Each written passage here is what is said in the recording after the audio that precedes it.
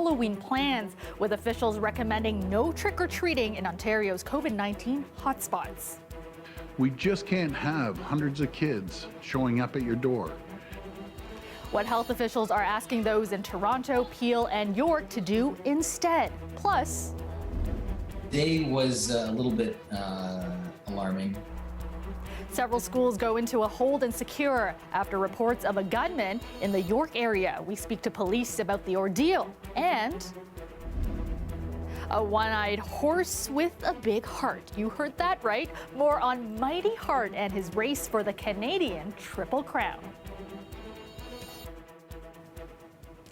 Good evening, I'm Kelda Yoon. Halloween is less than 2 weeks away, and this year it will be a very different celebration for many families. The province today advising against door-to-door trick-or-treating in COVID-19 hot zones. That includes Toronto, Peel, York, and Ottawa. Natalie Collada has more on how residents are taking the news. The pumpkins are out, the decorations up, costumes ready. But for millions of Ontario kids, traditional trick-or-treating is cancelled. I really wanted it to happen, so yeah, I'm kind of disappointed that it's not happening. The idea, says the Premier, is to keep away and keep safe. We just can't have hundreds of kids showing up at your door if you live in a hotspot, especially in apartment buildings. That means no traditional door-to-door trick-or-treating in Toronto, Peel, York, and Ottawa. So what about those candy shoots or leaving a bowl outside your door? Ontario's top doctor says it's just too risky in hot zones. And I know that people say they have ideas and creative thoughts. The trouble is, how is that going to happen consistently everywhere and every place? Still. And rather than just pulling the plug and canceling lots of things, I think there are some creative ways we can make things safer. Halloween's one of them. When it comes to Halloween, infectious disease specialist Dr. Isaac Bogosh says it shouldn't be too tough to do safely. We should be listening to the public health guidelines. It's as simple as that. When we look at the science and the data that might be driving it, I think it's pretty clear that it's an outdoor environment, it's masked, it's within a family unit, it's about as safe as it gets. The province suggests instead of going door to door in hot zones to celebrate by carving pumpkins, dressing up, or hosting candy treasure hunts at home. In the park, we're gonna do a chase for candy, and we're gonna have like stickers, we're gonna have stamps. Traditional trick-or-treating can still go on in other parts of the province, providing people physically distance and wear proper masks. And the hope, according to experts, is that everything will sort itself out in time for everyone to enjoy the December holiday season. Natalie Collada, CBC News, Toronto. Troubling data released today by the Toronto Board of Health showing the rate of positive COVID-19 cases is significantly higher in the northwest part of Toronto, an area that is also seeing low testing rates. Chris Glover has more from a neighborhood near Jane and Lawrence, which has the highest rate of positive cases in the entire city.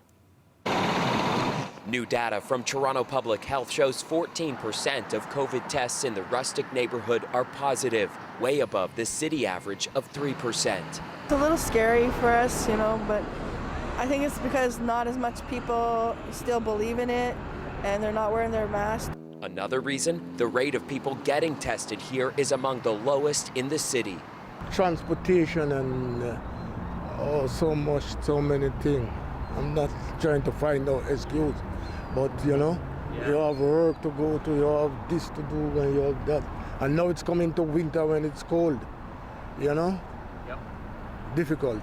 I don't know. Earlier this month, the Toronto Star obtained neighborhood case positivity data that showed lower income BIPOC communities, particularly in the city's northwest, were seeing infection rates of 10% and higher. As a result of that leak, the data is now being made public. At 14%, Rustic has the highest rate of positive cases and among the lowest test rates, with almost 8 tests per 1,000 people. Compare that to Little Portugal in the downtown, where the testing rate is among the highest, with nearly 33 tests per 1,000 people. This Shoppers Drug Mart at Jane and Trethewey, just south of the Rustic neighborhood, is the closest to the neighborhood, and yet it's not one of the Shoppers Drug Mart that's offering COVID-19 testing.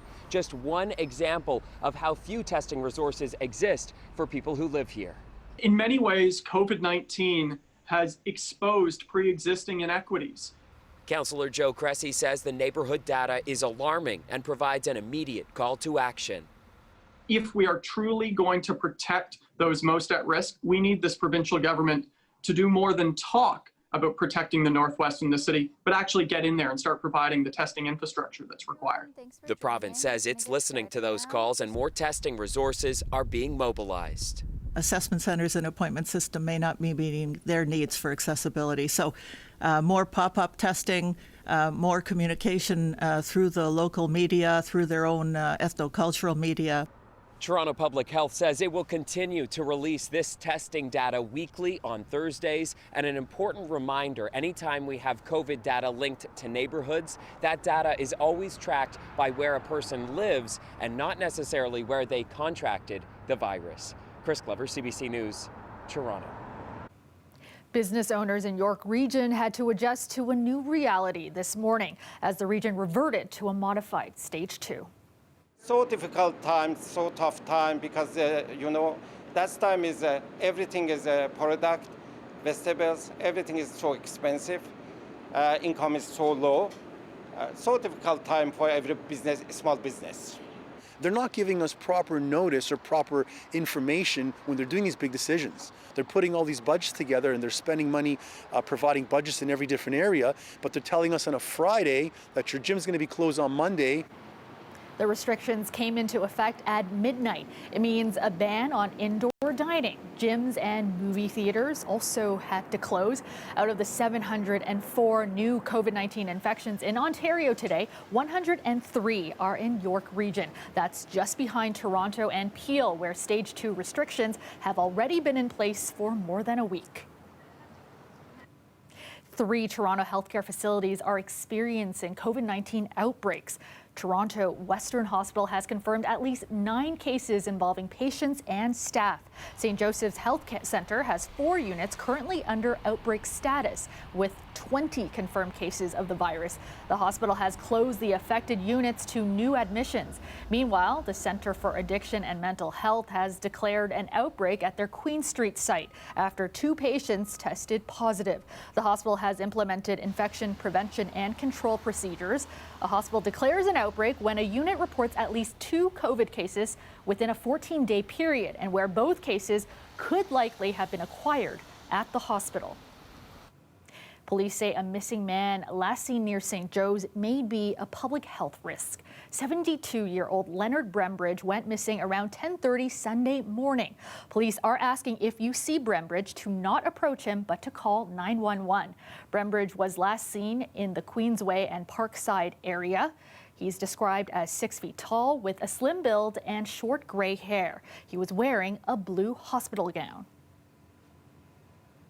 And some tense moments today as more than half a dozen schools were placed under hold and secure as Toronto police searched for an armed suspect. The order was lifted in the afternoon and students were allowed to go home. But as Talia Ricci reports, it was still a scare for many parents. Today was a little bit alarming. It started with a tweet from Toronto police this morning saying there were reports of a man with 2 guns walking in the area of Allen Road and Eglinton Avenue West. 7 schools nearby were put into a hold and secure. Parents were all trying to send information to each other. There was a lot of rumor spreading. There was a lot of speculation about which school someone might have been closer to or whether the individual had been apprehended or not.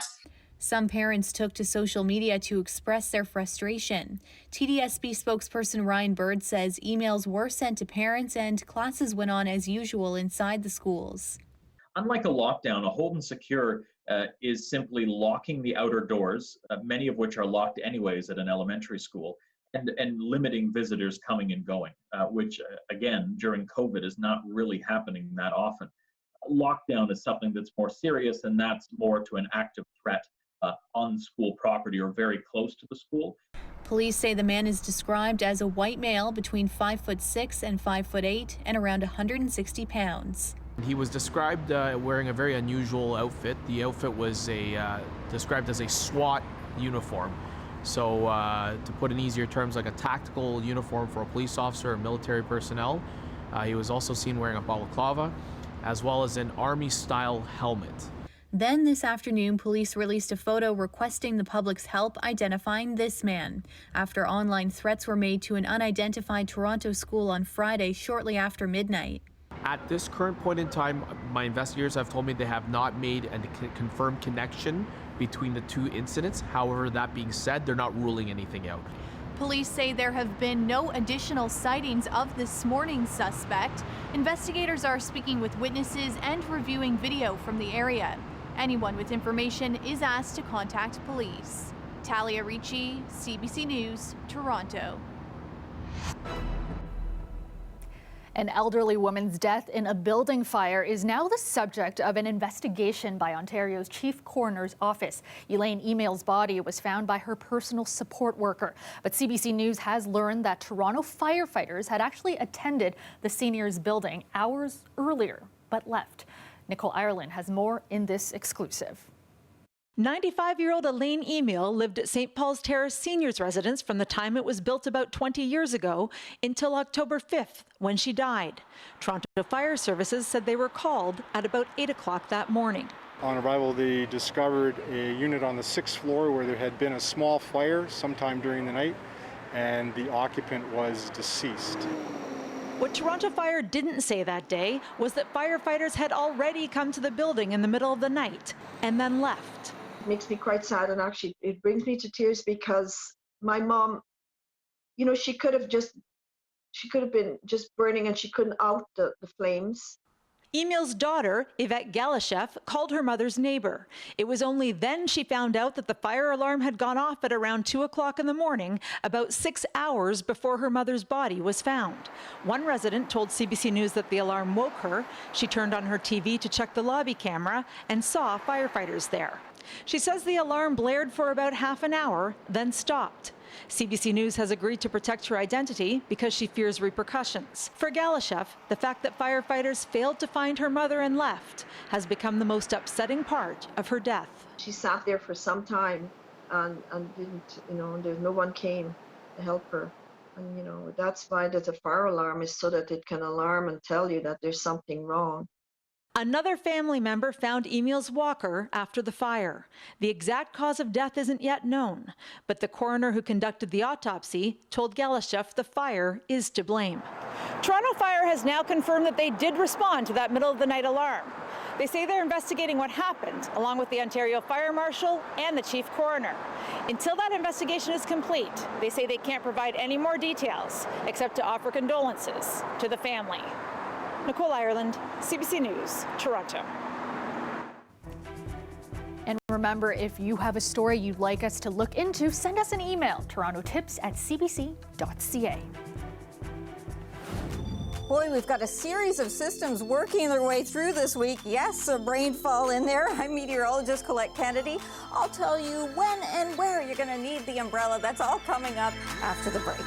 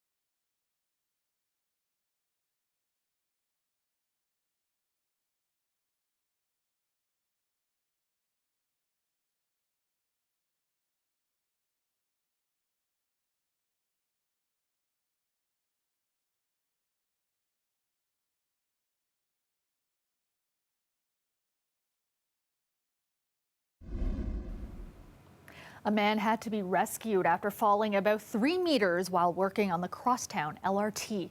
It happened around 6 o'clock this morning near Bathurst and Eglinton. The man was working about 100 feet below ground when he fell and landed on a concrete floor. He was placed in a metal basket by emergency workers and lifted out of the tunnel by a crane operator.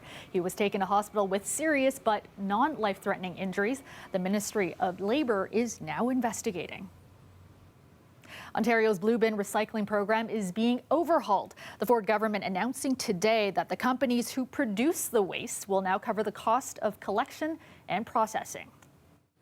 The Blue Box is a made in Ontario solution that once made our province a world leader in curbside recycling. While it has been a good program, the time has come to adapt our approach, to motivate producers to achieve great efficiencies and improve the design of their products. The cost was being split among municipalities. The province says the new program will save taxpayers approximately $135 million. More items will also be accepted in the bins, including plastic straws and cutlery. But some environmental groups are raising concerns. Because something's recyclable at your house does not mean that it will be recyclable at the mall, at the local cafeteria, at your university campus. And that is because this regulation has decided to exclude the business, commercial, and institutional sector. Ontario's Retail Council says it's in favor of the transition, which will roll out gradually across the province over the next several years. No service disruptions are expected. A month into the school year, nearly 2,000 students in Toronto are still waiting for laptops and tablets to support their virtual learning. The school board says the delays aren't unique to the TDSB, but reflect a larger backlog amid surging demands for Chromebooks and iPads across the country. The TDSB says it has ordered 10,000 new devices and is hoping some of them will be delivered in the next week. And we have an update to a story we brought you last week. Dance classes are now allowed to resume in COVID hotspots like Toronto, Peel, and York regions. Minister of Sport Lisa MacLeod making the announcement on Twitter earlier this evening. She says all participants must pre-register and maintain 2 meters distance. Dance studios had originally been ordered closed. Well, it's been 17 years since a horse was able to capture the Canadian Triple Crown. That could change this weekend. Mighty Heart, also known as the One-Eyed Wonder, is just one win away from that major accomplishment. Greg Ross has more on the horse that everyone will have their eyes on this weekend. Mighty Heart is Canada's newest thoroughbred star, but even his owner, Lawrence Cordes, says it's a wonder he's made it this far. You know, I almost gave up on this horse for 2 or 3 reasons. One with the one eye. That's right, Mighty Heart only has one eye. He lost his left eye in a paddocks accident at a young age, but Cordes didn't give up on him because he says trainer Josie Carroll saw something special. I did say, Larry, this is a good horse. He just needs some time and he needs to figure it out. What I looked at is the breeding that I put into this horse and thought, damn, we'll give it a shot. Anything can happen. There were some early growing pains, particularly in Mighty Heart's mouth. He's always cocked his head a little bit to see things, but he was doing it a little more than usual. And, you know, we did have the dentist examine his mouth and we found, a small tooth that was under the gum. And the bit would hit that wolf tooth and he'd throw his head violently because of the pain. Pull the wolf tooth and bang, here he is today, a changed horse. And a decorated horse, with wins at both the Queen's Plate and the Prince of Wales Stakes last month. Mighty Heart, mightiest again. He's 2/3 of the way to the Canadian Triple Crown. Mighty Heart. On Saturday, Mighty Heart will look to become just the 8th horse to complete the Canadian Triple Crown since the series started in 1959, and the first to do it with just one eye. What's exciting is that this horse has a shot to do it. And if he does do it, he would also make Carroll the first female trainer to win a Triple Crown. She says the name Mighty Heart is no coincidence because they realized early on that what he lacks in vision, he makes up for in heart. Sometimes a horse with a big heart will beat a horse with more talent, and I think this horse has shown he's got that in spades. Greg Ross, CBC News, Toronto. A rainy night out there, and it looks like the downpours will keep coming this week. But there is some good news as we head towards Friday. Let's bring in Colette Kennedy with a full look at the forecast. And Colette, let's start with the bad news. Thanks, Kelda. Well, looking ahead at the week we've got in terms of the weather, it's quite the pattern that's setting up because there's a lot of ups and downs to it, and I'm going to sort of work you through what's going on here. So off and on rain, you need to have the gear that you like. If it's an umbrella, a slicker, whatever it is, you want to have that handy. It's not going to be rain the whole time, but I'll work you through those areas. Up and down with the temperatures as well as these systems kind of roll through one after the other.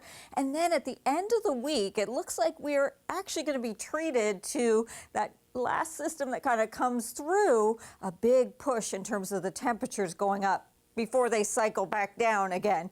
Speaking of some of the daytime highs today, lots of areas through southern and eastern Ontario where we couldn't even see double digits. So the daytime highs just holding there with highs in the single digits. This is our system kind of working its way through some of the heaviest of the rain, the more consistent rain, I should say, really working its way through here in the overnight hours. And in some ways, that's kind of a nice thing to get it going through the overnight and then have somewhat drier conditions through the daytime hours. So this kind of moves through the overnight now and into the early morning hours and then kind of tapers off as we get towards the rush hour tomorrow morning. Could still be a few sprinkles around.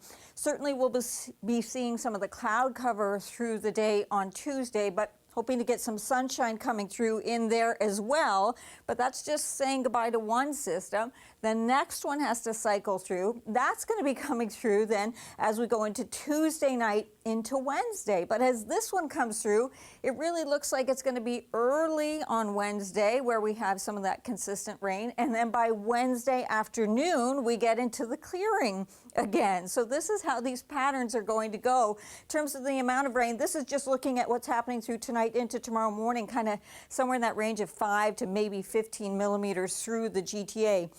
Back into southwestern Ontario, your lows tonight, that will clear before morning, but 5 and then 10 tomorrow through the afternoon hours. In terms of the highs, around the Golden Horseshoe, just a few degrees, not much change, right, in terms of what we're seeing from what we had through yesterday or through the afternoon today to what's happening through the overnight. And then with some clearing tomorrow, getting towards 11, 12 degrees for highs. Wednesday, once we clear out in the afternoon, we do a little bit better, a bit damp into Thursday, and that spike that I mentioned. Look at that. Might even be a little warmer than that. Chance for some thunderstorms in there as well, Kelda. All right. Thanks so much, Colette. The weather is brought to you by Trane, the most reliable heating and cooling brand. We test, so it runs. It's hard to stop a train. Still ahead, meet Jeffrey the robot. It's mainly just kind of wordlessly communicating with the robot that it's a friendly presence and letting them get a look at it so it kind of disarms the situation. Doing the little robot dance is kind of my favorite way of interacting with people.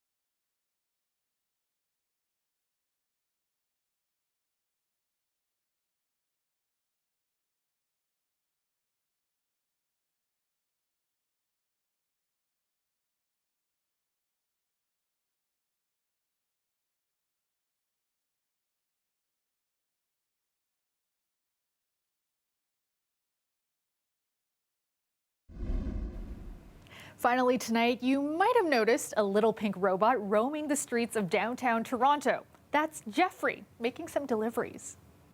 Jeffrey, give me my food. Yes! The robot is the brainchild of a Toronto startup. It's being used to make food deliveries at a lower cost than some other companies. All it takes to operate is a laptop and a video game controller. Jeffrey is still being tested, but a handful of local restaurants have already signed on. Despite curious dogs, construction, and some minor curb crashes, 2 Jeffreys are now in operation on our streets. The startup hopes to expand the idea to all sorts of errands. And that's our show for you tonight. Have a great night, everyone.